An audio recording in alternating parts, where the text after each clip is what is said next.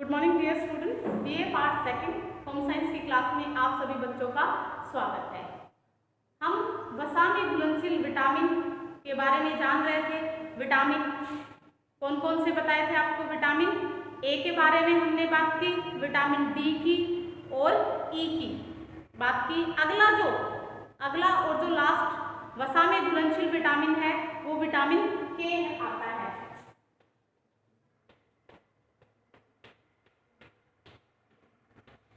Vitamin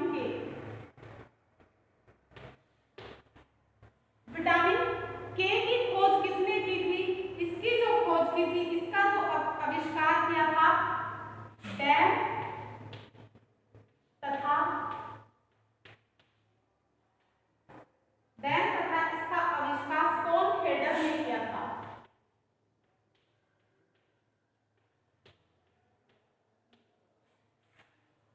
स्टोनहेडर ने इसका आविष्कार किया था। इन्होंने 1934 में इसकी खोज की थी। 1934 में इसकी खोज की थी। तो विटामिन के की खोज कब की थी? 1934 में डैन तथा स्टोनहेडर के द्वारा विटामिन के का आविष्कार किया गया था। उन्होंने अपने प्रयोग किस पे किए? मुर्गी के बच्चों पर किया। मुर्गी पे किया। मुर्गी के बच्चों को जब खनिज लवण, प्रोटीन, स्टार्च, वसा तथा उस समय तक ज्ञात जितने भी विटामिन हैं वो उनको खिलाए गए। जब तक जितने विटामिनों की खोज हुई थी उतने विटामिन उनको खिलाए गए। परंतु कुछ मुर्गियों के बच्चे हैं, उनमें क्या हुआ? कुछ ही समय पश्चात उनमें आंतरिक रक्तस्राव होने लग गया, यानी अंदर ही अंदर ब्लड निकलने लग गया था। परंतु जो मुर्गियों के बच्चों को ल्यूशर्न अल्फा तथा सड़ी मछलियों को खिलाया गया तो कुछ समय पश्चात आंतरिक स्राव है वो बंद हो गया। इन पदार्थों में जो तत्व पाया गया वह वसा में घुलनशील था, यानी पानी में नहीं घुलने वाला था, वो सिर्फ वसा में घुलनशील था। अतः डैन ने इसे रक्तस्राव प्रतिरोधक तत्व, क्या कहा डैन ने इसे? रक्तस्राव प्रतिरोधक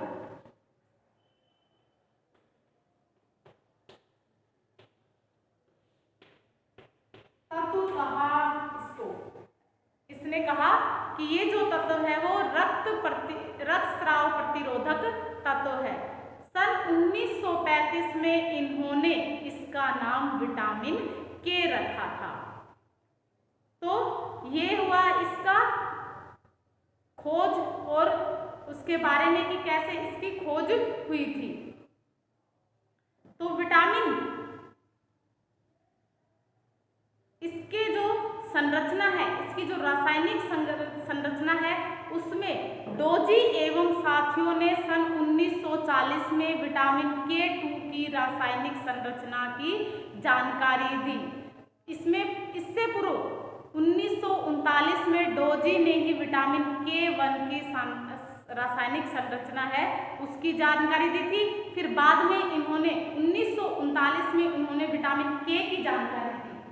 K1 1939 में उन्होंने K1 की जानकारी दी और 1940 में उन्होंने कहा कि K2 के बारे में उन्होंने रासायनिक संरचना की जानकारी दी। अब विटामिन K के प्रकार हैं। विटामिन K के कितने प्रकार हैं? विटामिन K1 और विटामिन K2। तो ये दोनों क्या है? इसके विटामिन के प्रकार हैं। अगर आपसे कहे विटामिन K कितने प्रकार का होता है तो ये दो प्रकार का होता है। दो प्रकार होते हैं विटामिन K और विटामिन K1 और K2। K1 क्या है? विटामिन K हरी पत्तेदार सब्जियों में रहता है। जो हरी पत्तेदार सब्जियां हैं उनके अंदर K1 की मात्रा पाई जाती है। इसे फाइलोक्विनोन भी कहते हैं। इसे क्या कहते हैं? फाइलोक्विनोन।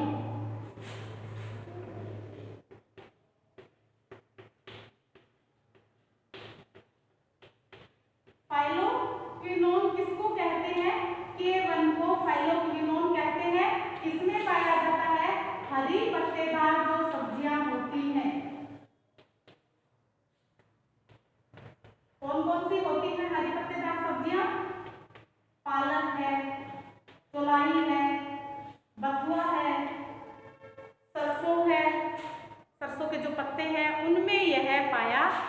जाता है। व्यापारिक स्तर पर विटामिन के संश्लेषण आइसोफाइटोल और एक मेनाडाइओन की व्युत्पन्नता में यह इन दोनों को मिलाकर, ये रासायनिक पदार्थ है, इनको मिलाकर विटामिन K1 तैयार किया जाता है। तो विटामिन K प्राकृतिक रूप से विटामिन K2 से भिन्न होता है। अगर प्रकृति में इनको देखा जाए तो यह K1 से K2 भिन्न होता है। K2 किसमें पाया जाता है? K2 गली सड़ी मछलियों से प्राप्त किया जाता है। तो K2 किससे प्राप्त करते हैं? गली सड़ी मछलियों से। जो मछलियां गल जाती हैं, सड़ जाती हैं, मछलियों से उनमें यह पाया जाता है। इसे क्या कहते हैं? इसे फ्रेंक्विनोन कहते हैं। इसे क्या कहते हैं?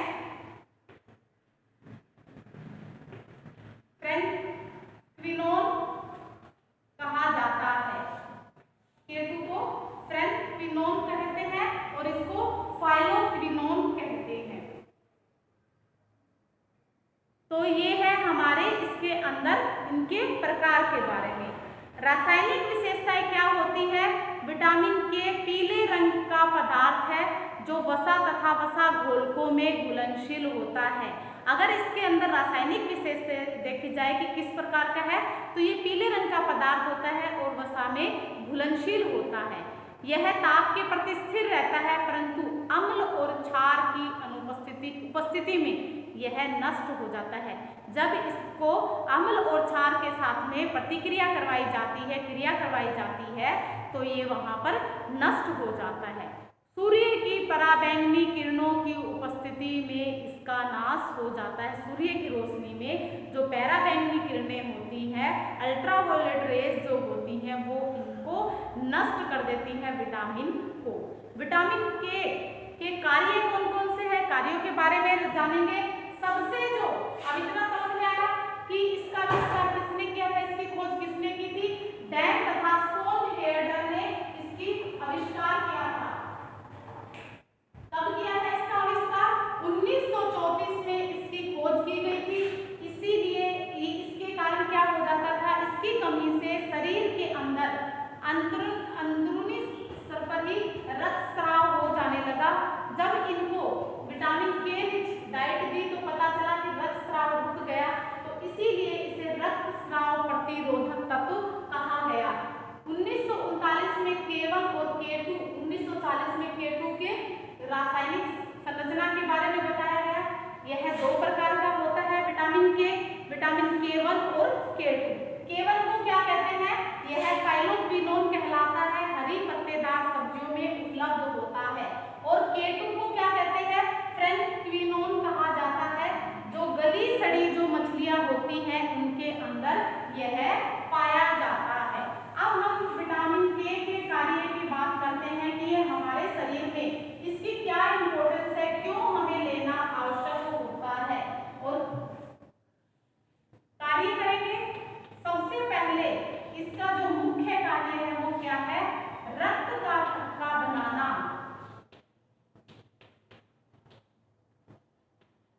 रक्त का थक्का बनाना।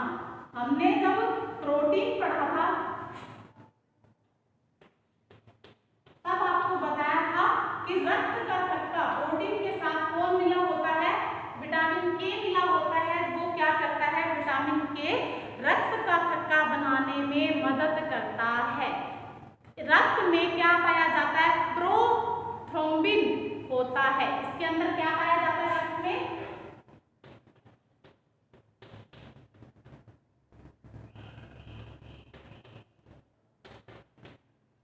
प्रोथ्रोम्बिन पाया जाता है ब्लड के अंदर। और प्रोथ्रोम्बिन क्या करता है? रक्त जमाने के लिए अति आवश्यक होता है। ब्लड के अंदर प्रोथ्रोम्बिन पाया जाता है जो रक्त का थक्का बनाने में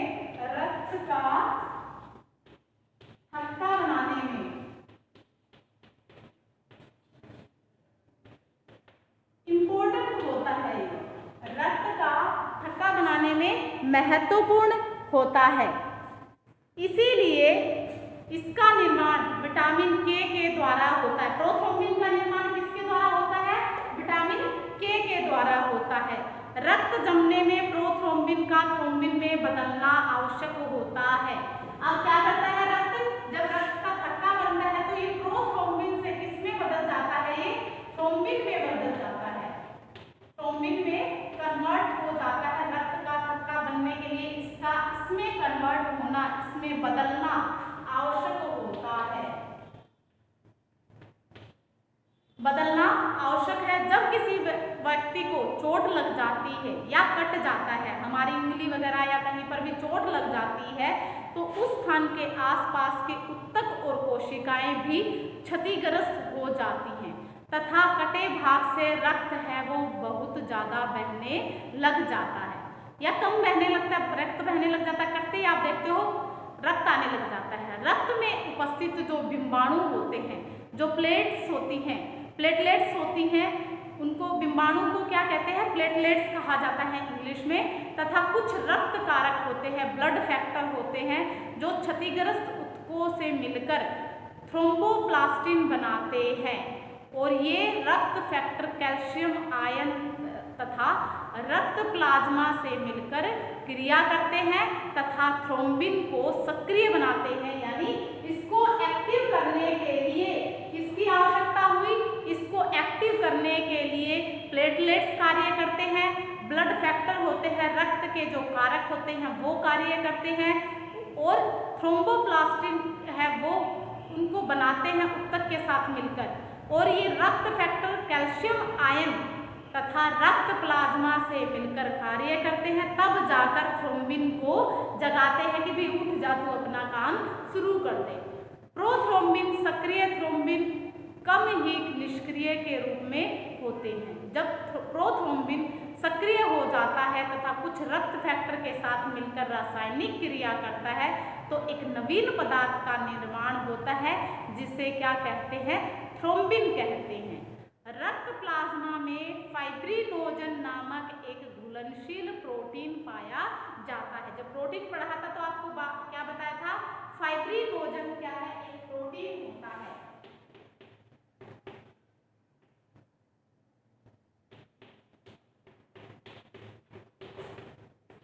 फाइब्रिनोजन एक क्या है? प्रोटीन है। फाइब्रिनोजन जो प्रोटीन होता है जो थ्रोम्बिन से मिलकर रासायनिक क्रिया करता है और फाइब्रिनोजन को एक अघुलनशील प्रोटीन फाइब्रिन में बदल देता है। अघुलनशील में क्यों बदलता है? क्योंकि ये घुलना नहीं चाहिए, घुल जाएगा तो क्या हो जाएगा? निकल जाएगा, इसलिए इसको अघुलनशील बनाता है। इसीलिए फाइब्रिन में आकर रक्त कणिकाएं हैं वो फंस जाती है और हवा के संपर्क में आकर ब्लड वहीं जम जाता है। जैसे ही ये जो रक्त के कणिकाएं होती हैं वो जाली जो बन जाती है, जाली बन जाती है, उसमें आकर रक्त कणिकाएं फंस जाती है, बाहर नहीं निकल पाती और हवा के संपर्क में आकर ब्लड वहाँ पर सूख जाता है। तो इस प्रकार से रक्त का थक्का बन जाता है। परंतु यदि विटामिन के का अभाव हो जाए तो इसके अभाव में प्रोथ्रोम्बिन का निर्माण नहीं होता है, अतः जो रक्त के बनने की क्रिया है, रक्त का थक्के बनने की क्रिया का संपन्न नहीं हो पाती है। तो इस प्रकार से फाइब्रिन प्लस आरबीसी तथा डब्ल्यूबीसी ये सारे मिलकर क्या करते हैं? ब्लड क्लोटिंग करते हैं, रक्त का थक्का बनाते हैं। तो सबसे जो इम्पोर्टेंट कार्य है इसका एक ही कार्य है, वो क्या है? रक्त का थक्का बनाना। रक्त का सबसे इम्पोर्टेंट, ये आपकी बहुत बार जनरल साइंस के क्वेश्चन में भी आ जाता है कि रक्त का थक्का बनाने के लिए कौन सा विटामिन जिम्मेवार होता है? तो विटामिन के है वो रक्त का थक्का बनाने में इम्पोर्टेंट होता है। अगर हमारे शरीर में कहीं चोट लग जाए, कहीं वो चोट वगैरह लग जाए और ब्लड ना रुके तो क्या हो जाता है? उस व्यक्ति की मृत्यु हो जाती है। इसलिए आप देखते हैं कि आपको जब भी छोटा सा कट लग जाता है तो आप देखते हैं कि उसको कुछ सेकंड में ही वो ब्लड है वो बंद हो जाता है, कुछ मिनटों में वो ब्लड आप मुंह में ले लेते हो, उंगली को, तो वहीं पर वो ब्लड बंद हो जाता है, क्योंकि वहाँ पर रक्त थक्का बन जाता है। तो विटामिन के की कमी के प्रभाव क्या होंगे? कमी का एक ही प्रभाव होगा, क्या होगा कि रक्त में प्रोथ्रोम्बिन की मात्रा कम होना। अगर इसमें प्रोथ्रोम्बिन की मात्रा कम हो जाएगी तो क्या हो जाएगा? रक्त का थक्का नहीं बनेगा। तो कमी का क्या हो जाएगा? अगर कहें विटामिन की कमी से क्या प्रभाव है? कमी से प्रभाव, तो क्या प्रभाव देखने को मिलेगा? प्रोथ्रोम्बिन का निर्माण नहीं होगा।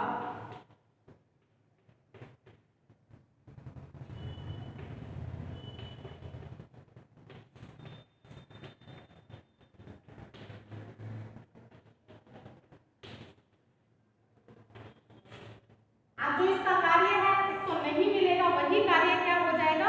अवरुद्ध हो जाएगा, यानी प्रोथ्रोम्बिन का निर्माण नहीं होगा या प्रोथ्रोम्बिन की मात्रा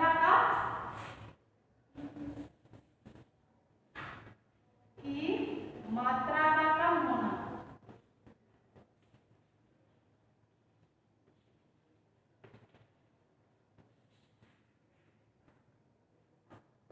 तो रक्त का थक्का देरी से बनता है, इस कारण शरीर में से अधिक मात्रा में रक्त बह जाएगा, तो रक्त बहने से व्यक्ति की मृत्यु हो जाएगी।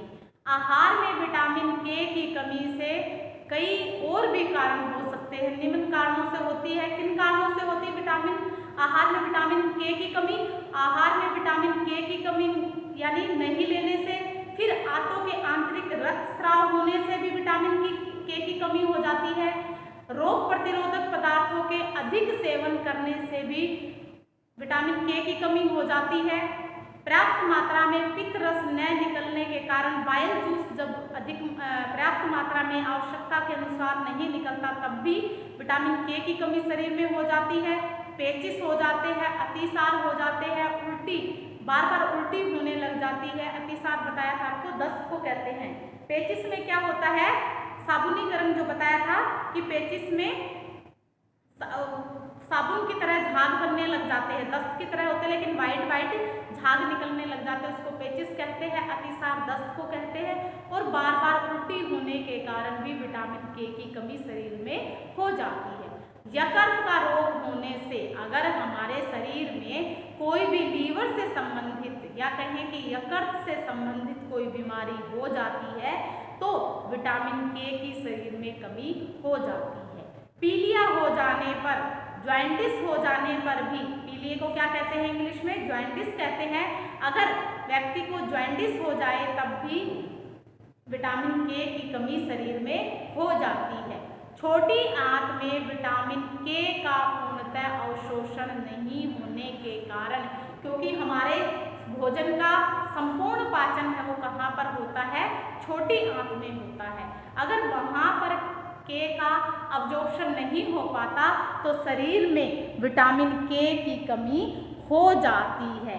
और के की कमी हो जाती है तो वयस्कों में इसकी कमी नहीं होती, क्योंकि इस विटामिन का संश्लेषण एक प्रकार के जीवाणु के द्वारा आंतों में हो जाता है। इसका मतलब क्या हुआ? इसका मतलब हुआ शिशु और जो छोटे बच्चे होते हैं उनके आहार में विटामिन के की पर्याप्त मात्रा में उपस्थित नहीं रहता है, तो उनके शरीर में विटामिन के की कमी हो जाती है। माता के दूध में विटामिन के पर्याप्त मात्रा में रहता है, परंतु गाय के दूध में इसकी कमी रहती है।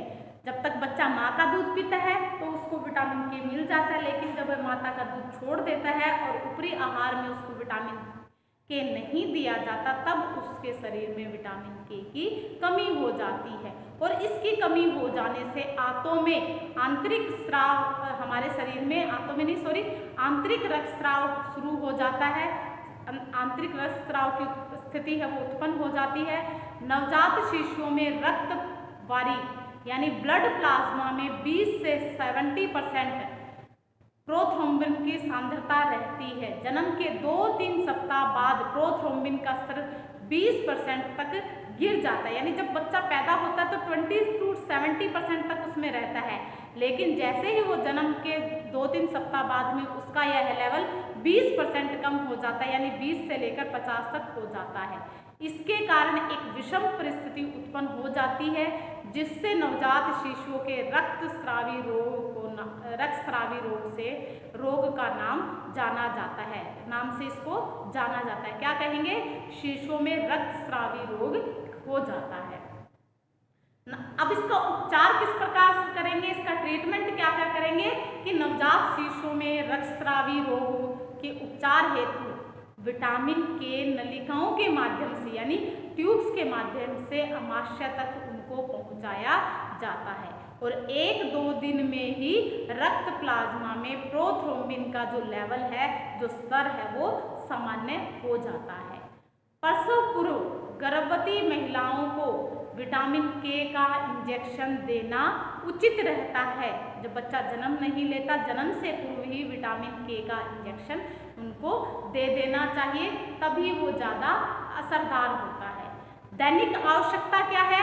विटामिन के की पूर्ति सामान्यतः आहार द्वारा हो जाती है। सामान्य आहार के सेवन से इस विटामिन की पूर्ति हो जाती है। साथ ही बड़ी आंत में इस विटामिन का निर्माण भी होता है। इसलिए सामान्यतः इस विटामिन की शरीर में कोई कमी नहीं देखी जाती है, परंतु यदि इस विटामिन के अवशोषण में बाधा उत्पन्न हो जाती है तो अवश्य ही इसकी कमी हो जाती है। आपने देखा है कि हमारे चोट लगती है और फटाफट ब्लड रुक जाता है, तो मोस्टली जो है ये केस कभी रेयरली किसी में देखा जाता है, अदरवाइज इसकी कमी शरीर में बहुत कम होती है। विटामिन तो परंतु यदि इस विटामिन के अवशोषण में बाधा उत्पन्न हो जाती है तो अवश्य ही इसकी कमी हो जाती है।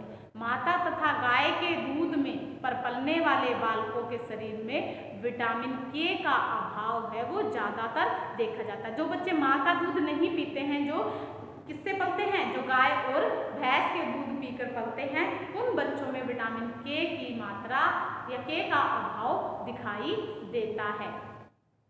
खनिज तेल के अत्यधिक सेवन से विटामिन के का अवशोषण सही ढंग से नहीं हो पाता, अतः शरीर में विटामिन के की कमी हो जाती है। अगर विटामिन के की शरीर में अधिकता हो जाए तो क्या होता है?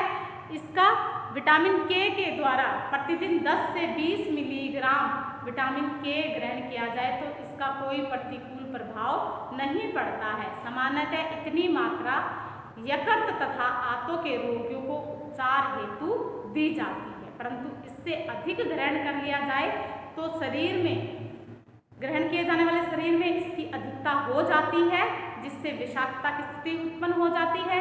इसके दुष्प्रभाव से लाल रक्त कणिकाएं हैं टूटने लगती हैं, जिसके कारण हीमोलाइटिक रक्त अल्पता हो जाता है। इसके कारण ही जी मिचलाना, उल्टी होना, चक्कर आना, त्वचा का पीला हो जाना इसी के लक्षण प्रकट करते हैं।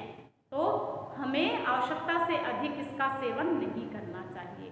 विटामिन के प्राप्ति के साधन क्या है? विटामिन के प्राप्ति के साधन आपको बताया कि हरे पत्तेदार जो सब्जियां होती हैं वो सबसे अच्छा विटामिन के प्राप्ति का साधन होता है। अनाजों, दालें, अंडा, दूध, मांस, मछली में यह प्रचुर मात्रा में मिल जाता है। सब्जियों तथा फल विटामिन के प्राप्ति के निकृष्ट साधन है।